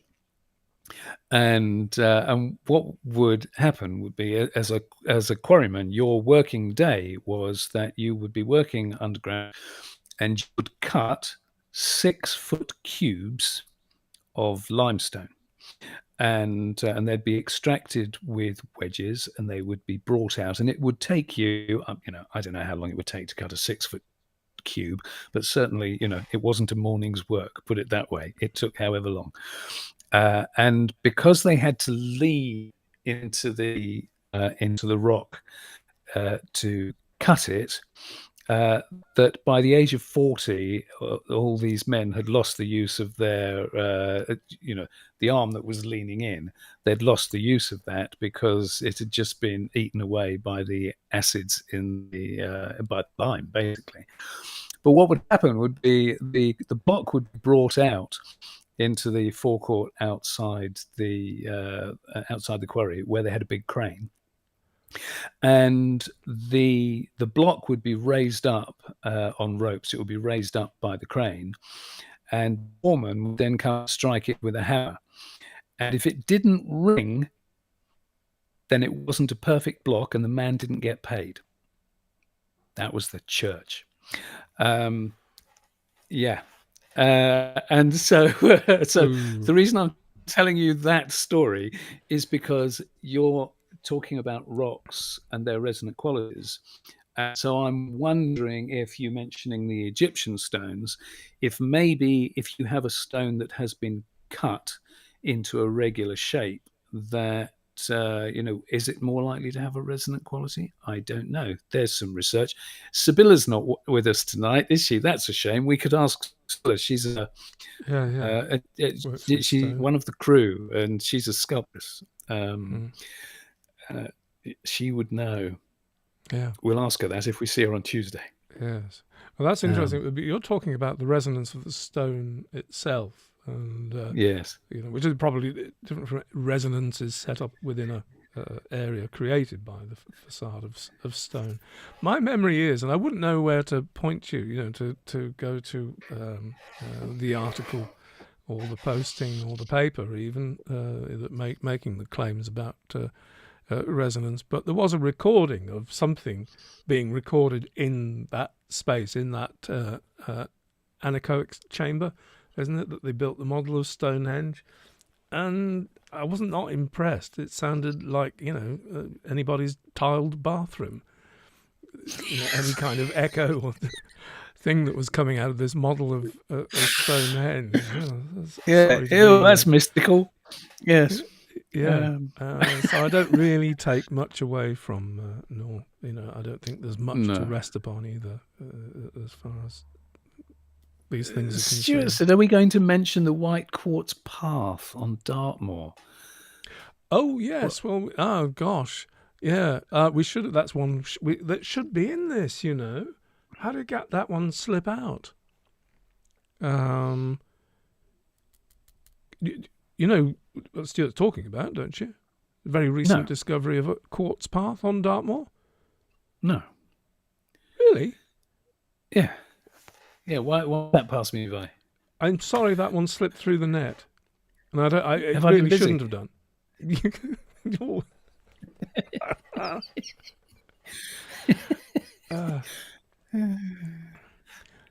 a quick search now. I was, but then I felt guilty and thought, you guys really don't need to watch me do a Google search. I can do that afterwards. No. So, Stuart, I shall read up about that. And well, Mike, you know about it. So, where is it? Well, I don't know the particulars. I couldn't riff on that, I'm afraid, from my scant knowledge, except that I knew I'd seen that. I knew I'd seen the headline, and I thought I must have put it aside somewhere. Apologies for missing that one. Is it at Merivale, asks Graham? I don't think it is at Merivale. The thing is, Merivale is one of the better known... because it's so close to the road. It's surprising to have anything new turn up at Merivale. Yeah, that is. Well, no, I suspect it's somewhere. I'm wondering because there's White Horse. There was white quartz involved at White Horse Hill, wasn't there? Is it near there? I don't know. There's no point me traipsing Dartmoor in my mind trying to imagine where it might have been. I'll look it up afterwards. So I'm sorry, Stuart. I don't know. Well, Martin says, there are quartz stones at the entrance to Brindkethly. Well, there are so many beautiful sites where you can't stop falling over bits of quartz. Quartz was undeniably incredibly important in many regards. And interesting, and I hope I don't make you cry, having been to... having done something on Kilmartin Glen, that when we were up there 3 years ago, was it 3 years ago? Yes, it was. With I can't remember the name of the archaeologist that was doing the thing that was guiding our tour around the Achnebrek and the other rock carvings. that they were finding an awful lot of quartz powder up there around the Achnebrek carvings, and the inference that we were taking away is that the quartz was being used to create the cup and ring markings and other markings in the Achnebrek rock art. Further than that, also, he was toying with the idea also, because when you strike quartz against something equally hard or harder or what have you, in that effort, in the dark, you'd make quite an illumination. You'd make quite a good sparks. You'd make sparks, and quite a firework display if you're chipping away at stone with quartz. So, just an interesting thought there about stone. Well, there were loads of sites in Ireland where you're tripping over quartz all the way, all the time. Yeah, in front of yes, round the site. Naus, Newgrange. Better not talk about Newgrange. Pavla says it's Piles Hill on Dartmoor. Piles Hill. Thank you, Pavla. Yeah. Piles Hill. Okay, I'll check that out. Yeah. Anyway, apologise again for. Was it Aaron? Aaron, yes. Yeah. It was Aaron and somebody, wasn't it? Anyway, yeah. Yes. It's all right. Move on. We'll be boring. A detail. Yeah. Dulo. Stone Circle is made of big quartz standing stones, says Martin. Yeah, absolutely. I almost forgot that about is Dulo. true too. Yeah. Standing with stones. I've been in that field with the stones and the sheep. Yes. Let's do something else, because time moves along. We've been down many. Oh my goodness! Look at the time. Yeah. Look so at the time. where do you want to go? You folks, you're very good sticking with us all this length of time. Where do you want to go next? Yeah. Have you got a top thing you'd like to look at? Because we've got do you know ingots in Oman. I think I want to talk about ingots in Oman, because you do. It's only a very short excuse me. It is, yeah. It's only a very short conversation to be had, but it's that ingots, wherever they're found, are really evocative for me, because the thing about making ingots is that number one, it's raw materials for trade and or manufacture. And so when they find ingots on any scale, so these ingots in Oman, they're not huge. They weigh 1.7 kilos, I think they said. Yeah, that's not an ingot. That picture, that's the actual an aerial site of the settlement in which they are found. So yeah, I don't think there is a picture, unfortunately, of any of the ingots. This article has a lot of preamble about how they were discovered. They're plano-convex, which is interesting in itself. So plano-convex, if you don't know, he said reaching across to a paperweight is kind of that shape. So it's it's a bit like a lens. It's actually normally it would be shallower than that, but it's flat plane on one side and like that. And the interesting thing here is that these ingots weighed 1.7 kilos. So that's a reasonable chunk of copper, but it's not huge. As opposed to the ingots that are more commonly talked about, which are the cowhide ingots, that are called that because they are the shape that if you skinned a cow, that you've got the legs sticking out at each corner of the body of the hide. And the reason that they were that shape, it is believed the reason that they were that shape is because that they could be then tied together and tied onto a wagon or a tied onto a wagon, whatever. They were that shape for transportation. And the cowhide ingots some of them were huge. They were like 22 kilos, which, which is massive. And, there were quite a few. Easily, a Yes. wad of copper that size. I've seen the ones, sort on from Sardinia. It's just staggering. Mediterranean. Yeah. But when you get any raw material, now, because the thing is that to actually extract that amount of copper from ore, to make an ingot that size, you're breaking down a lot of ore and you're making a lot of fire, and you're burning trees like there's no tomorrow in order to extract your copper ore.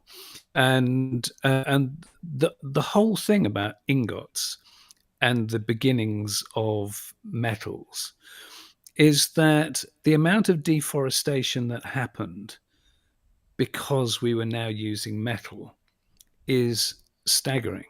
And there's a copper mine in northern Israel that was in use for centuries. And we did an article on this a couple of years ago. So this copper mine that was in use for centuries, and it fell out of use because they had burnt all the trees within the usable area. They had started to go further afield, and where they were trying to make the smelting continue working, where they were using palm trees, for example. And the palm trees they didn't generate the heat, they didn't burn for long enough, they were useless. So eventually the mine fell into disuse, or they say the whole smelting factory, if you want to put it that way. There's another word that I'm looking for, but it's not coming out of my head.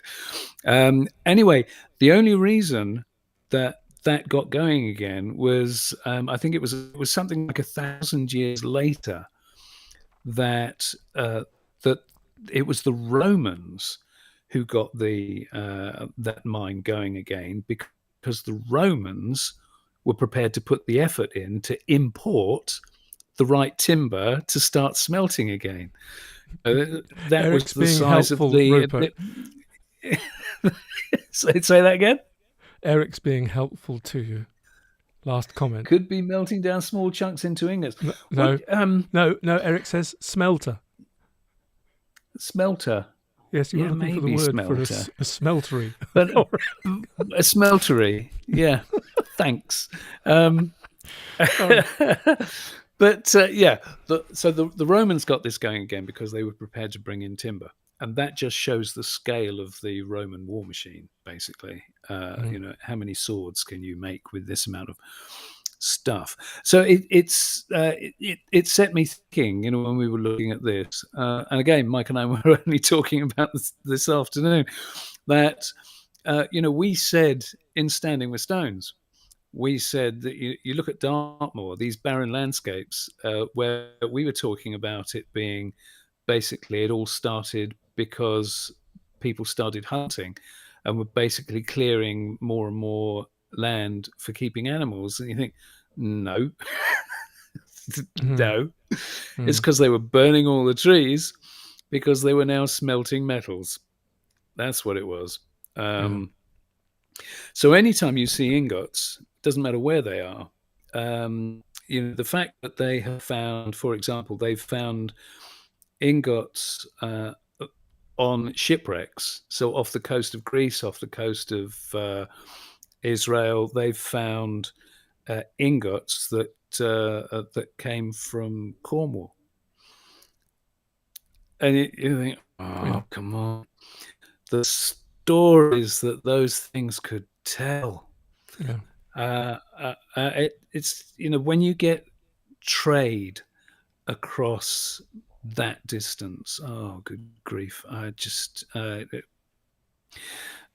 we have this thing in our heads about we get more and more sophisticated, and people were the further back you go, the more primitive they were, and you think, God, these people had stuff so under control. They just didn't have electricity. That's basically it. But on the other hand, And not medicine. so under control that they weren't aware that they were burning all the trees and eventually they're going to run out, and everything's going. There's a story in that somehow. Well, I can draw your attention to Easter Island, and yeah, I mean, the path of human civilization is far from smooth and far from predetermined. Yeah. It's not a linear one-way increase in sophistication and culture. We've got it wrong so many times along the way, and Annie has just said what Jason said, so I'm sorry if I missed Jason's as well. Foundry, that's the word I was looking for. What's the word you were looking for? Foundry. Okay, I thought foundry was more sort of. Anyway, let's not go there.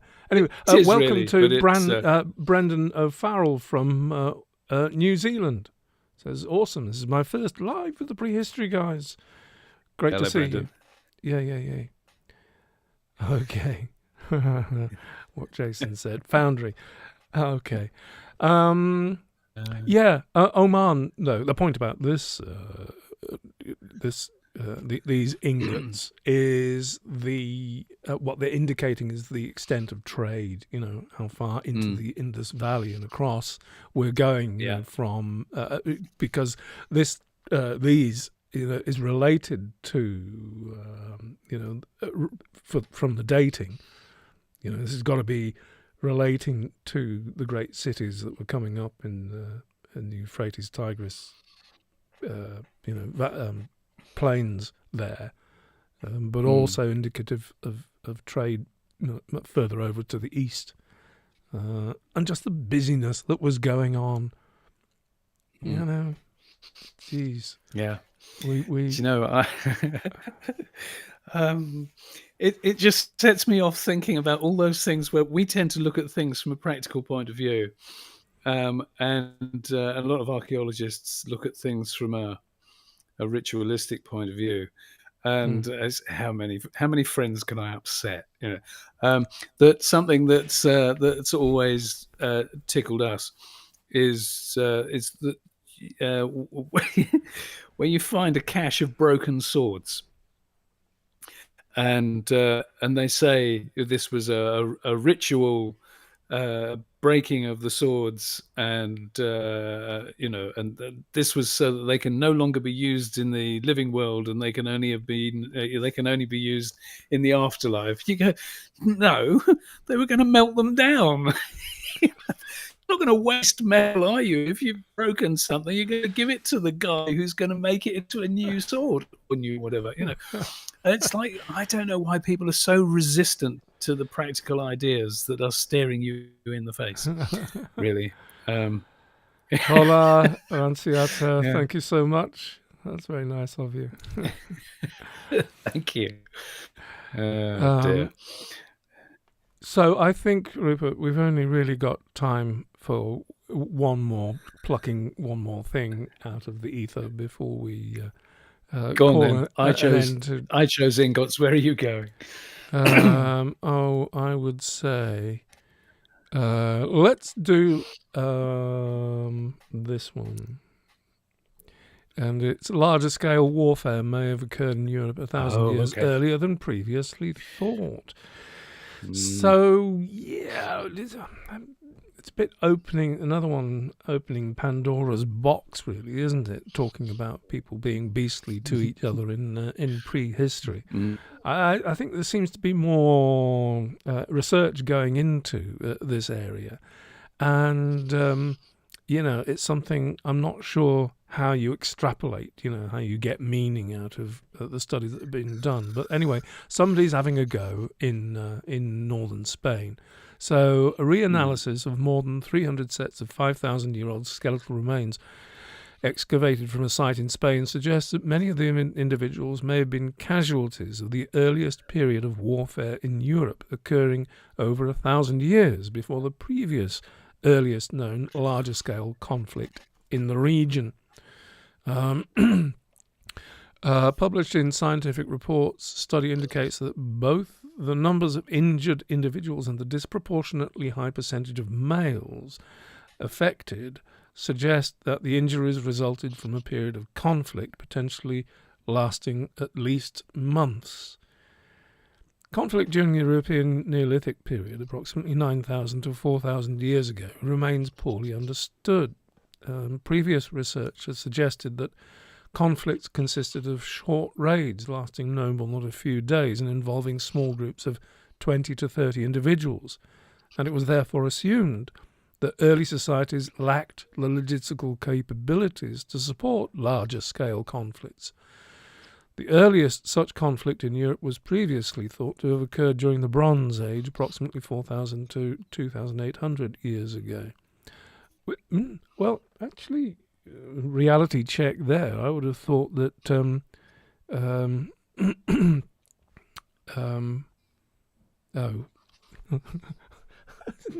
It's embarrassing Thanks, when Nigel. you go to mention something. What is it near here? Something Hill. What, Crickley?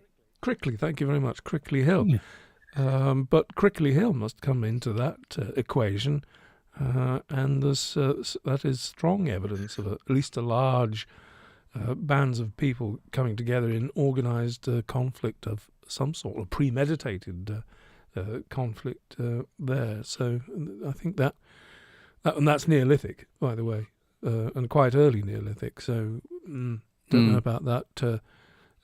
Previously thought to have occurred only in the Bronze Age. Yes, so, I don't know why they said that. It seems a bit... So I don't know about reading. I'll have a go at looking at the rest of this. Teresa Fernandez Crespo and colleagues re-examined the skeletal remains of 338 individuals for evidence of healed and unhealed injuries. All the remains were from a single mass burial site in a shallow cave in the Rioja Alvesa region of northern Spain, radiocarbon dated to between 5,400 and 5,000 years ago. 52 flint arrowheads had also been discovered at the same site, with previous research finding that 36 of these had minor damage associated with hitting a target. It gets into numbers here, which nobody is going to benefit from, least of all my brain at this time of night. And I don't think...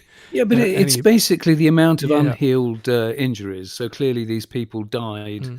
So those people died as a result of significant, it must have been large-scale violence because there's a large number of them. And then the numbers of people who had healed injuries, who are still amongst the dead, what they interpret from that is that the fighting must have been going on for at least months, because these people have healed and back into battle. Yeah. So it's. I mean, I don't have a problem with the research at all. I think it's really it's very compelling. Yeah, I mean, where do you begin? I mean, this is probably there's not much research done on it, and not that much opportunity for research to be done. How many mass graves do you come across from the Neolithic? Goodness sakes, unless you're talking about goings on in the late linear band ceramic era, which predates this. All we know is people being horrible, beastly to each other. But as somebody pointed out, tribal and small scale territorial conflicts are going on. And the question is, I suppose, in this end of Europe, in this bit of time, where is the evidence of the earliest bit of really organised conflict going on? And it won't be there, will it? Because it's probably underwater. It could be absolutely anywhere. And I think it's something. I was telling Mike this afternoon. Actually, I read a completely unrelated paper yesterday that's natural history, and it's these primate researchers have been looking at the behavior of monkeys and chimps. Oh yeah. And they found that something that's quite common is that they will take to high ground. They will use a hilltop to keep an eye on what their neighbouring tribes, if you want to put it that way, are doing. And so what are those monkeys doing? We'll keep an eye on them. And you think, well, if other primates are doing that, then we've clearly been keeping an eye on our neighbours for probably millions of years. And if it's, I mean, we know that chimps wage war. They do go into battle against each other on large-scale tribal skirmishes. So, if chimps do it, then you can pretty much guarantee that we've been doing it for certainly millions of years. We can't help it, can we? We're hardwired humans. We are hardwired to make lists of things. When was the first time people did this? There's no way you're ever going to know that. A couple of people have drawn similarities between this and the Battle of Tollens Valley. Tollens. Though Tollens, of course, was a one-off thing, and I think what this suggestion from this study is that it seemed to have an extended battle over time, hence the healing of. Not too sure about it. I didn't sort of really get the gist of this, but I wanted to look at it. Perhaps if I just want to pick up on. Sorry, Mike. I just want to pick up on before it disappears. Dale has said warriors will have healed wounds from previous battles, so that shouldn't be a sign of a long battle. That in itself is true, but they're looking at semi-healed, things that are, they're clearly not old healed wounds. They're still relatively fresh. So it's not the stats a study of a battle so much as of a conflict. If you see what I mean, if only we could remember more from our conversation with Dr. Martin Smith, whose particular area this is, who's made a study of. But his interview is there on the channel. If you do want to know about violence in prehistory, then do look that one out. Martin Smith, he was a good guest too. We should have him on again sometime because we should. It's always a topic of interest. Human beings being beastly to each other. On that note, we should not go there. On that note, we have been here for 2 hours now. Well, so have a lot of other people, which is even more remarkable. I am astonished. I'm astonished that you have stuck with us, you lovely people. So you clearly kudos, need to get out more. Kudos, folks, to you for sticking with us. It really is massively encouraging, and it's a nice thumbs up for what we're doing and what we tried to do. So thank you to you folks for all your likes and comments and support and putting us right and illuminating us on certain topics where maybe it's a grey area for us. That's great. It's wonderful and pointing us in the right directions. Thanks for your contributions.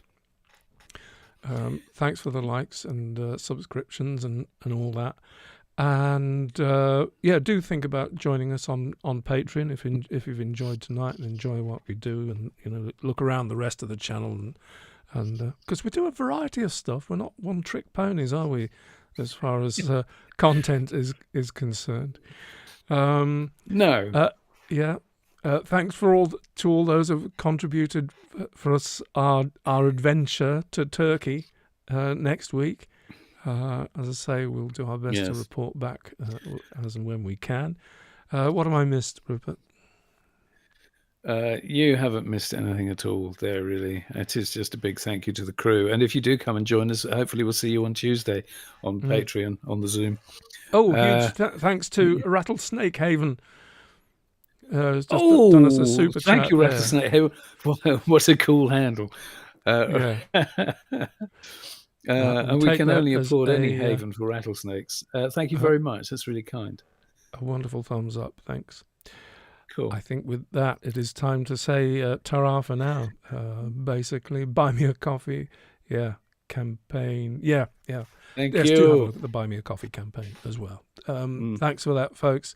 Of course, this will stay up as a recording, so you can dip back into it at a later date. But for now, Yes.